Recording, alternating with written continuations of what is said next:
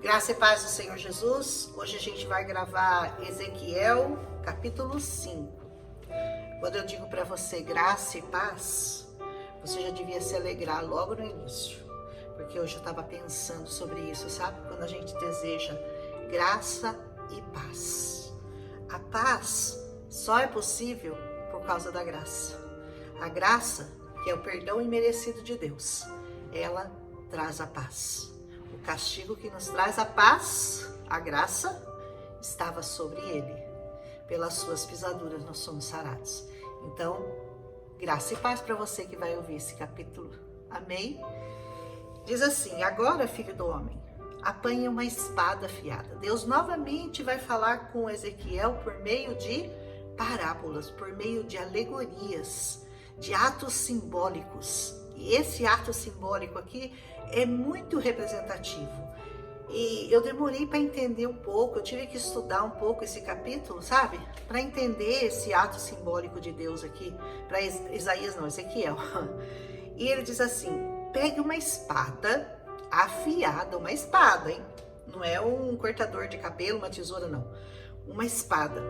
E vai usá-la como navalha de barbeiro. Então, em vez de pegar navalha, você vai pegar uma espada afiada para rapar o cabelo e a barba. Depois tome uma balança de pesos e reparta o cabelo.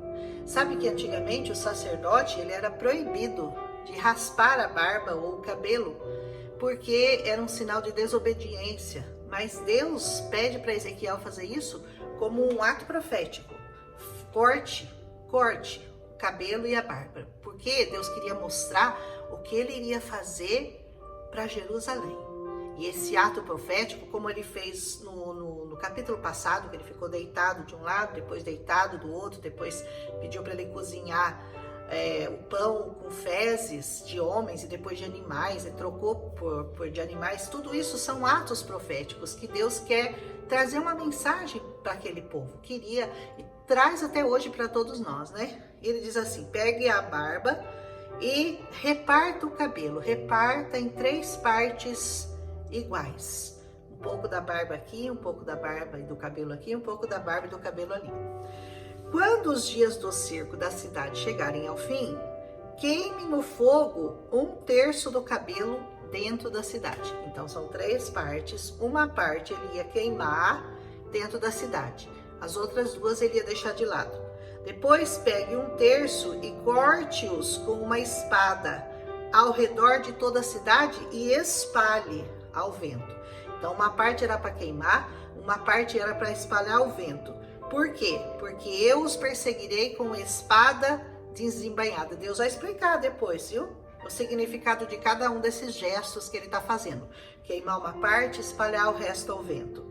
Mas apanhe umas poucas mechas de cabelo e esconda-as nas dobras da sua roupa. Essa parte da profecia, inexplicavelmente, a gente não entende porque ele não explica, mas a gente tem uma ideia do que possa ser essa terceira atitude aqui. Um pouco da mecha vai esconder nas dobras da sua roupa. Então, e dessas ainda pegue algumas e atire ao fogo. Mesmo essas ainda que você escondeu nas dobras, um pouco você vai atirar no fogo, para que queime. Dali, um fogo se espalhará para toda a nação de Israel. Assim diz o soberano: essa daí é Jerusalém, que eu pus no meio dos povos, com nações ao seu redor. Você sabe que Jerusalém é considerado o umbigo do mundo, né? As pessoas antigamente, para fazer mapas, elas centralizavam em Jerusalém e depois, a partir de Jerusalém, elas colocavam o restante das nações no mapa. Então, Jerusalém é considerado como o centro do mundo. Amém? Ela é conhecida como o umbigo do mundo até hoje, viu? Assim diz o soberano. E saiu dessa profecia aqui, esse conhecimento de Jerusalém como o umbigo do mundo. Contudo, na sua maldade, ela se revoltou. Então, eu coloquei Jerusalém como centro do mundo, mas na sua maldade ela se revoltou contra as minhas leis e contra os meus decretos. Ai daquele que vai contra as leis e contra os decretos do Senhor. Coisas terríveis vão acontecer aqui para Jerusalém. Coisas terríveis acontecem na vida daqueles que não querem obedecer às leis e os mandamentos do Senhor. Mas os meus decretos, mais do que os povos e as nações ao redor, ou seja, fizeram pior do que os povos ao redor de Jerusalém. Desobedeceram mais do que eles, viu? Ela rejeitou as minhas leis e não agiu segundo os meus decretos. Deus está bravo. Portanto, assim diz o Senhor. Então, por causa disso, eu vou falar. Vocês têm sido mais rebeldes do que as nações ao seu redor agiram, segundo os meus decretos, e não guardaram a minha lei. Você nem mesmo alcançou os padrões das nações ao seu redor. Ou seja, as nações ao seu redor, elas tinham alguns padrões de vida que elas obedeciam. E você conhecendo a palavra, você conhecendo os mandamentos, você conhecendo os decretos do Deus Todo-Poderoso, você não obedeceu. Então você é pior que eles. Porque eles só tinham padrões de vida, de alguns rituais que eles cumpriam, que eles acreditavam ser certo, ou se fosse errado, mas eles cumpriam. E essa nação, conhecedora de tudo aquilo que Deus tinha falado para eles, que Deus tinha mandado como promessa, que Deus tinha se mostrado, se revelado, e eles agiram pior do que as nações ao redor. Por causa de todos os seus ídolos detestáveis. Esse capítulo está relacionado a ídolos de barro, né? Que Deus abomina, que a Bíblia inteira Deus fala contra eles, Deus fala que Ele não gosta, que Ele não quer, que você tenha ídolos, que você se dobre a ídolos, que você faça ídolos, que você acredite num ídolo que não fala, não anda, não cheira, não pega, não vê, não lê. Ele não gosta. A Bíblia inteira, Deus fala isso. E aquele povo estava fazendo isso. Depois de ter ouvido a lei de Deus, tinham se voltado para os ídolos das nações ao redor.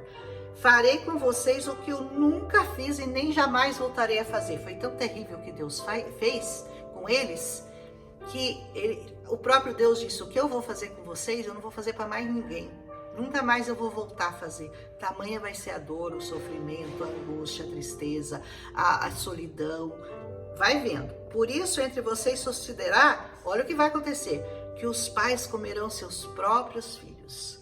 Sabe que lá em Deuteronômio 26, ou 28, se não me engano, o próprio Moisés disse isso para eles, que se eles não obedecessem ao Senhor, que se eles se rebelassem, se eles voltassem os olhos para os ídolos daquelas nações que estavam ao redor deles e fizessem para eles ídolos de barro, de pedra, de pau, de ouro, sei lá do que, isso aconteceria. Eles praticariam canibalismo, o que é uma coisa inenarrável para o judeu. Inenarrável, não tem palavras para explicar o tamanho de uma tragédia no meio de um povo que conhece o Senhor. Ele disse, e os filhos comerão seus pais. Os pais vão comer os filhos vão comer os pais. Porque a fome foi tão grande, o cerco foi tão grande, que não havia comida, não havia como escapar daquela situação, que eles começaram a sacrificar uns aos outros para poder se alimentar. Isso é muito terrível, gente. Castigarei você e dispersarei aos ventos os sobreviventes. Ou seja, alguns iam morrer ali, ó. O pedaço que ele queimou. Iam morrer de fome, de sede, de peste. E o que sobrasse, o que ele espalhou ao vento, são aqueles que seriam levados cativos. Deus estava dando um entendimento de Ezequiel daquilo que ele estava fazendo, cortando a barba e o cabelo. 1/3 do seu povo morrerá de peste, como eu falei, ou vai perecer de fome dentro dos muros. É o queimado, o cabelo queimado. 1/3 vai cair pela espada. É o que ficou, né? E que conseguiu escapar da cidade, mas esse vai morrer na espada. E 1/3 eu dispersarei aos ventos e vou perseguir com espada em punho. Ou vai morrer de peste, ou vai morrer de espada, ou vai morrer perseguido pelo próprio Deus, né? E no caso é o próprio Deus. Então a minha ira cessará. Olha só, depois que eu fizer toda essa desgraça para vocês, aí a minha ira vai cessar. Você imagina o tamanho da ira. Por isso que fala que quando Jesus morreu naquela cruz, toda a ira de Deus caiu sobre ele. Todo o pecado do mundo ele absorveu para ele, para que pudesse aplacar a ira do Senhor. Você imagina Deus agora sem o sacrifício de Jesus, o que ele já teria feito com essa nação toda corrompida, toda contaminada pelo pecado. Deus já teria há muito feito conosco pior do que fez com Sodoma e Gomorra. Muito pior, porque o pecado hoje está alastrado, mas a ira de Deus ainda está sobre Jesus e ele está segurando, ele está dando um tempo para que você se arrependa, para que nós todos nos arrependamos e que nós possamos voltar os olhos para Deus antes que venha o dia do julgamento, do juízo final. E continua, né? Ele diz assim, daí vai diminuir minha indignação contra eles e eu serei vingado. Olha a vingança de Deus, pensa que é pequena? E quando tiver esgotado a minha ira sobre eles, aí eles saberão que eu sou o Senhor, que falei segundo o meu zelo.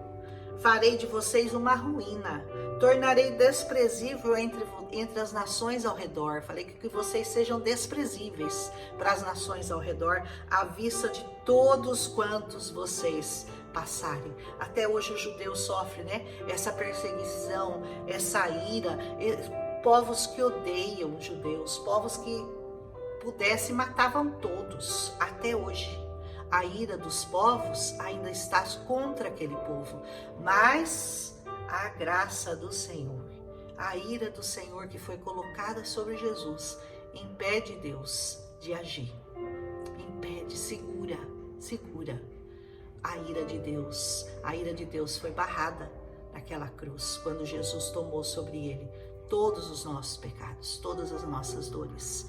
E ele está lá, só esperando que você reconheça isso, que você se renda e reconheça que ele é Senhor de toda a terra, porque ele é.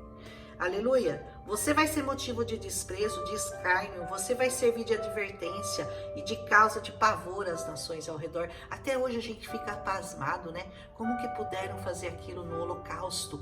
Hitler, né? Quando mandou matar todos aqueles judeus de uma maneira tão terrível, tão inenarrável, que não tem nome aquilo que fizeram com os judeus.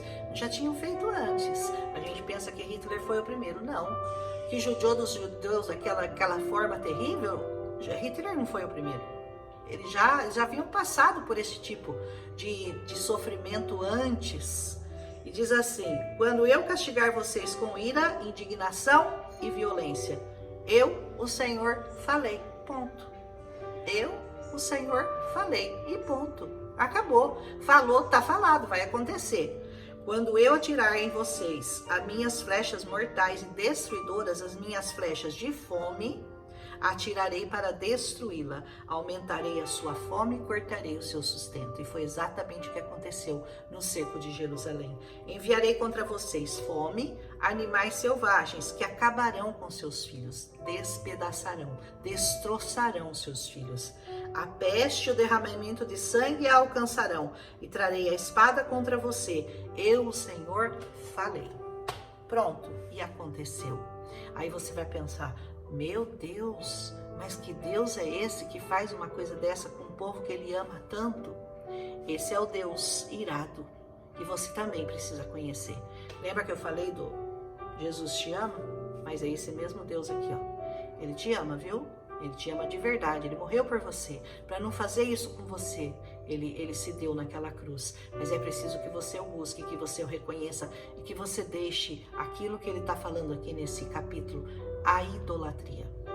E quando eu falo de idolatria, eu não estou falando só de imagem, de escultura, porque isso é uma idolatria explícita, né? Essa é fácil de abandonar. Mas existem outras idolatrias. Tem idolatria pelo filho, tem idolatria pelo dinheiro, tem idolatria pela mulher, tem idolatria pela esposa, tem idolatria pela sua própria vida. Tem gente que se idolatra, que se ama e não ama o Senhor acima de todas as coisas dessa terra. Isso é uma idolatria também. Então, isso daqui é motivo de causar indignação, ira e chamar para sua vida o furor de Deus. Você não quer isso para você? Certamente que não. E aquele pedaço que ele escondeu na roupa? Ele não fala, né? O cabelo que ele escondeu na roupa. O que significava aquele cabelo que ele escondeu na roupa? Aquele cabelo seria o remanescente que foi mantido em Jerusalém, que não morreu, que não fugiu, que não foi lançado ao vento, que não foi queimado pelo fogo. Um remanescente. E ainda assim, alguns ainda foram tirados de lá dentro do bolso e foram queimados também. Então, alguns também morreram. Mas ficou um remanescente. Desse remanescente é que o profeta Ezequiel não fala, mas que a gente entende que a representação daqueles que ele guardou e escondeu na dobra da roupa são aqueles que restaram. Amém? Que Deus esconda você nas dobras da roupa de Jesus Cristo. Que Ele possa te esconder lá, te proteger do furor da espada, da peste, da fome, da perseguição, da depressão, da opressão maligna. Que Ele possa te proteger de você mesmo, porque você é o seu maior impedimento para que Deus possa te abençoar. Você é o maior impedimento. Ontem eu estava pensando, falei, Senhor, o Senhor não pode mudar o coração dessa pessoa? O Senhor abriu o mar. E Ele me disse uma coisa muito, muito, muito, muito linda. Abrir o mar é fácil para mim, porque o mar não tem vontade própria. Eu dou a ordem e ele obedece. Como o sol para quando ele dá a ordem, como os céus, como a tempestade cessa, como o mar se abre. Mas você, ele te deu vontade própria, livre-arbítrio. Então, o único impedimento grande, maior, de Deus agir na sua vida é um só, é você mesmo, é a sua vontade. Quando você quer fazer a sua vontade e não a vontade do Senhor, você pode incorrer nesse risco aqui de desobediência. Porque você vai amar mais a sua vida do que ao Senhor. Porque você vai amar mais os desejos da sua carne, as coisas que você quer fazer na sua vida. E você quer ser livre. Amém. Então seja livre. Mas saiba que a vontade de Deus é boa, perfeita e agradável. E a sua é falha e detestável aos olhos do Senhor. Então a escolha é sua. Você quer ver Deus abrir o mar na sua vida? Isso é muito fácil. Deixa a sua vontade de lado e faça a dele. Amém? Isso que eu acabei de falar não estava no roteiro, mas eu creio que Deus falou para alguma pessoa que está me ouvindo. Em nome de Jesus, seja abençoado neste dia. Amém? Um abraço.